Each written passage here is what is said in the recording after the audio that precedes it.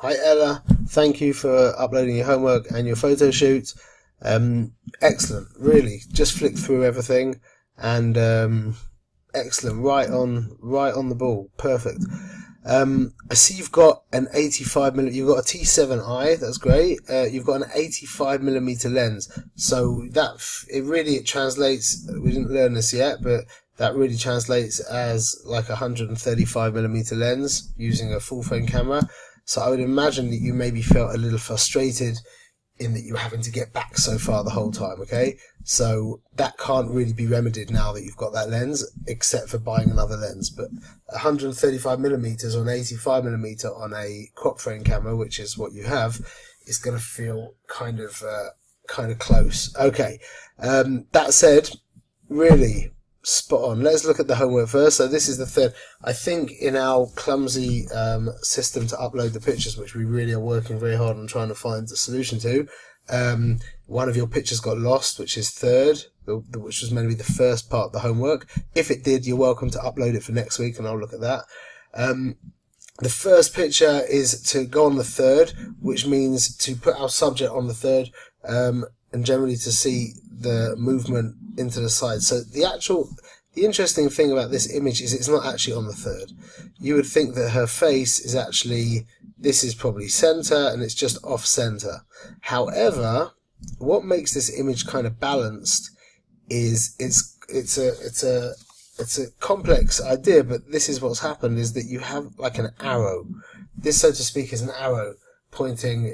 On my screen when I'm looking at my video, it looks like I'm going the wrong way, but the arrow is moving this direction, okay, to the left, which means although she's here, we've got a tension pulling us this way, which means, according to my sensitivities, this actually appears to be on the third, because although the subject isn't placed on the third, the tension, the place of where your eye rests is on the third, because you've got a tension going this way and your subject is a bit offset. So that actually works out as a very balanced image. So nice one there. But the basic idea was, if she had her hand down, then it wouldn't have been on the third. She would have moved a little bit. She would have needed to move a little bit over. The rule of thirds is precise, and it's very easy to. It's a real rule. It is a reality in the world. And it does need to be like exacting. Again, like I said in the class, it's the idea of the lines, or the underlying geometric structure, which is the lines and the shapes of the image, have some kind of correspondence or relationship to that grid of 9 equal triangles, 9 equal rectangles. Excuse me. Okay. This is great. This was to take a picture of someone's face cropped in close. So we're going to learn something great from here. You've done that. There's a little bit too much space at the top and a little bit not enough at the bottom. Everybody does that always. There's like no exceptions. When somebody starts getting conscious about cropping in close, basically the first thing they always do is they cut off they leave too much space at the top and they cut off from the bottom. But it looks like you've done okay because the face is right in the center. However, there's a very important thing, is that the direction of a face is down. Okay, what's the point of entry? Point of entry is the eyes. So we go into the eyes here, and now our eye gets drawn down. There's an energy going down, we pull ourselves back up, and that's how we see the face. But the actual experience is going down. So when you take a picture of a face, unless you're really looking for some kind of interesting energy to come, and I'll show you a picture actually in a second. 1 second, I'm going to grab it 1 second. Hi Ella, so I'm back now. When I was a kid, I went to India. That was about 20 years ago, and I took this. This is one of the pictures that I took. Can you see that picture? So this image here, you can see clearly there's a lot of like energy going on here with the dark guys. This was before, like I said, this was 20 years ago, so I've learned quite a lot since then. But I did have a sensitivity to the composition of images, and you can see that this is creating like a jarring kind of energy, which goes with all the hard lines and the contrasts and the textures, etc., etc. So that's the example here. So just be aware of that. The direction of the face goes down. Okay, so crop off a little bit at the top here, and crop a little bit at the bottom here, and keep that in mind. That's always. In regards to the rule for cutting off heads, Okay, this is a very important rule, because watch what happens. We can see here that it doesn't actually look like much of a problem from cutting off his head. Okay, so what's the rules for cutting off heads? This is also quite an important thing, is that when the lines are converging, okay, so we can see here that this line and this line, our mind's eye can see that it's converging. If you can see that the lines are converging, then the head will appear normal. In the mind's eye, the shape of the head, the size of the head will appear completely normal, because in the mind's eye, your mind finishes off those converging lines. However, if we crop here, now this gives you the impression that he has an enormous forehead. But he doesn't, because when we actually look at the picture, it stops just above the line. But what's actually happening, because these lines that are going up are not converging, which means now in your mind's eye, you're seeing a line going all the way up to the sky. So that's the rules for cutting off heads. Cutting off the tops of heads, okay? We try not to cut off heads generally. But to cut off the top of a head in the picture is acceptable. So another way of de-energizing this kind of absurd line that goes up is by just putting in a vignette. Because a vignette, it's not, in Picasso, the vignette's not very nice, but a vignette darkens the edges here, and it distracts you, I suppose, or takes your mind off of these vertical lines going up. Okay. Other than that, the lighting's great. It's very nice. We could bring his eyes. Definitely, this is a job for Lightroom to bring out his eyes, but the cropping in would make a big difference. Stats wise, that's very good. That's actually that's very good. And I mean, you'll learn that over the next few classes. Okay. Now, this is your example of focus. You nailed it. It could be that you are shooting in, 1 second. What are you shooting in? You're shooting in program mode. Okay, fine. Good. Yep, focused here, focused there. Please remember the one word with focus. The one word is distance. Okay, that is what focus is. Focus is distance. If you are focused on something 3 meters from you, if that thing comes closer to you or further from you, yeah, then your focus will not be correct. Whereas if you focus on that thing that's 3 meters and you spin around to the side, and the thing over there is now, there's another thing that's now 3 meters from you, that will also be in focus. Okay, let's look at these pictures, because this is the exciting bit. Okay, great. Okay, this is our photo shoot.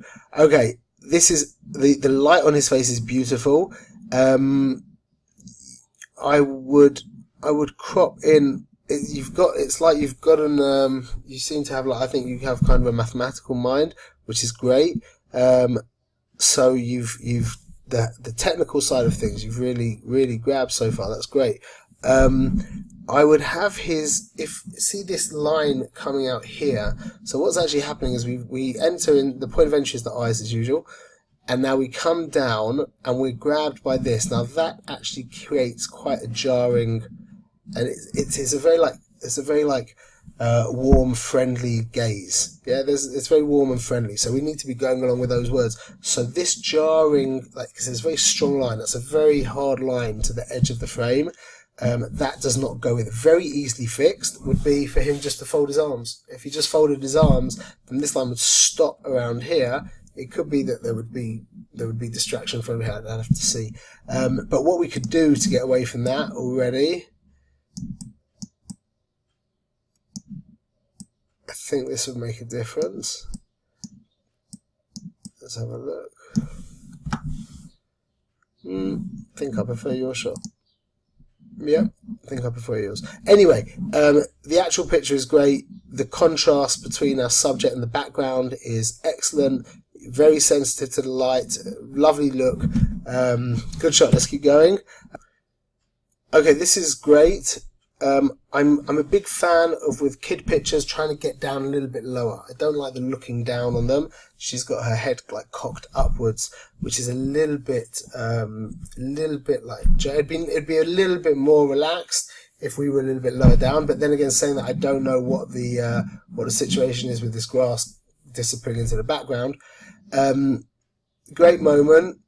It's not pin sharp, okay, but you will learn quickly about these numbers a bit more, and I think you'll it's a better idea to be quick. And in the next class, you're going to learn about the shutter speed, and the what you're going to do is want to be quicker. This is great though for the second class. So this is fantastic, excellent. That's a great shot. That really is a great shot. Technically, everything's great, but you've just the real like juice of this image is that it's just such a gorgeous moment. Keep that in mind always. That it's so rare that all the rules that I'm teaching you would override a gorgeous moment. Okay, the goal is to catch that gorgeous moment and implement all the rules that you're learning, but it's so rare that these rules override the gorgeous moment. That's a gorgeous moment, and you've adhered to all the rules. We're cropped in close, which makes it intimate and intense, which is exactly the word intense is a bit funny to use here, but definitely intimate and energized maybe. The only teeny little thing to technically make it a little bit more, I think, would be to give it just a teeny weeny little bit more green over here. That would really, the issue here, just to be super sensitive to everything, is we've got a strong triangle which is very energized. We obviously enter here in the little boy's face and we come around this way, and our eye goes around like this. That's what happens when we're seeing the picture. That's the energy. That's the flow of the energy. So now what's happening here is that the term that I use is graze. Your eye grazes the edge of the canvas. It's so slight, but a teeny little bit more room to breathe there, which you could do in Photoshop just to stretch it out, or to close extra, would just reduce that negative tension just a teeny weeny little bit. Everything's bound together. Got directions this way, got directions this way. We've got the triangle like I spoke about, and then we've got an inner circle as well over here, which is helped by her hairband as well, by his arm going around. Excellent. You can write a whole essay on this picture. Fantastic. I don't even need to take it into Lightroom because it's so good. Excellent. Okay. So this is the third picture. It kind of works. I would give a little bit more room. His energy, which is just cute and gorgeous, needs to come back. You just need a little bit more room, I feel, for that. It's a little bit too tight, a little bit intimate and intense for this little boy. Arms on the side is okay, but you can, with children, I find it's good. Either the boy should fold their arms or to hold their hands, or also very, very good is hands in the pockets. We're bringing out our posing class in the next week or two. Which you'll appreciate. So you'll check that out when that comes. You'll get notified. Okay. I love the contrast between the colours here and here. Your stats are they should be different. You'll learn over the next few classes how that could be improved. And that would add a little bit to blur out the background a little bit more. Would add to the image. But great shot. Also, now this is a good shot. You're just not so sharp, which for this kind of picture is really the picture. The picture is that it needs to be absolutely sharp. Okay. So look, it's nice anyway, but you're cropped in close. The energies are good. If it was sharp, it would be bang on. But these pictures of eyes, if they're not sharp, they don't work. Okay. Oh, that's just a great shot. Okay. What should we take into Lightroom? 1 second. If this was sharp, I'd for sure take this one. I think let's just take this one, and maybe we'll go with a different look in black and white very quickly.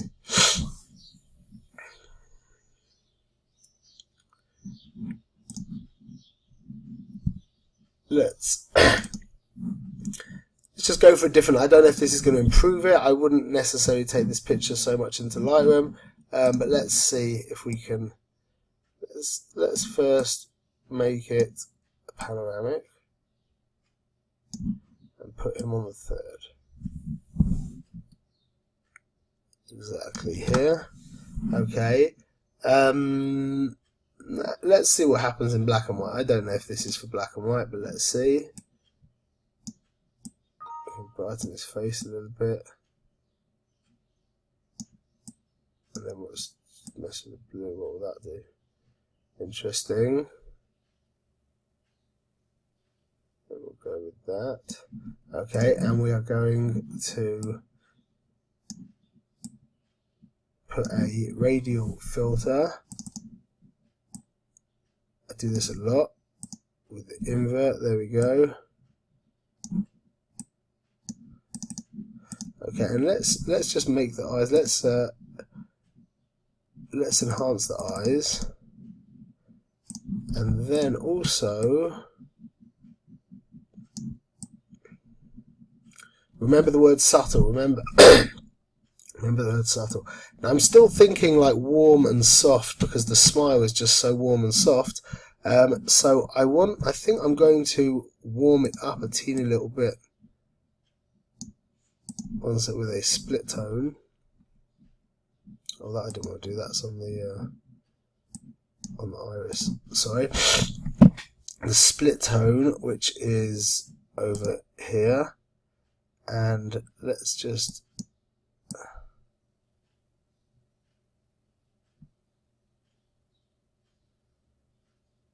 So I think we'll go a little bit warmer. 1 second. No, I think I prefer it over this side, but we're going to definitely drop it down a little bit. There we go. Good. Let's just. Oh, 1 sec. Go back to the radial tool. Click on this guy. I want to drop the exposure down a little bit more. I also want to drop down the clarity of the background. Okay. Good. That was just, I really wouldn't have done the picture as it was a lovely picture. Let's just get rid of the pin. Press H to get rid of the pin. The picture as it was really a lovely picture. We just enhanced the eyes and gave it a different look.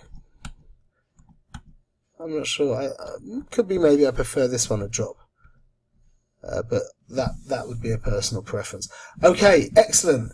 Keep up the good work and looking forward to see what you do for us next week. All the best. By the way, if you enjoyed this video, please click like and also subscribe to the channel. Okay, thanks. Bye, Ellen.